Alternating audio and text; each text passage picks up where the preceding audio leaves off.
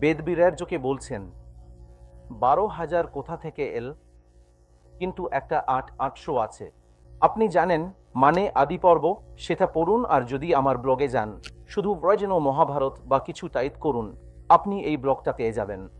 800 শব্দ বলে জানেন আসল মহাভারত কি বলে? অনেকেই বলেন ওটাই জয়া। এটা কি বাজে কথা? মানে এসব ধারণা আপনি কোথা থেকে পান জানেন? এমনকি শব্দ প্রমাণ হিসেবেও এটা নেই। অবশ্য আপনি যদি কোনো পরবর্তী বইতে যান আর কেউ আনন্দ সাধলে বা যেই হোক দাবি করেন এটা জয়া, তাহলে ঠিক আছে, আপনি যদি ওটাকেই শব্দ প্রমাণ হিসেবে নেন।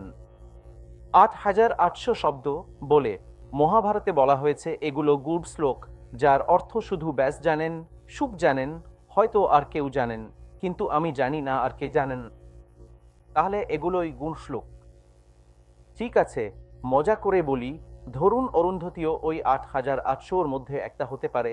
উদাহরণস্বরূপ 24, সেখানে 24,000 শ্লোকের একটা সংস্করণ আছে।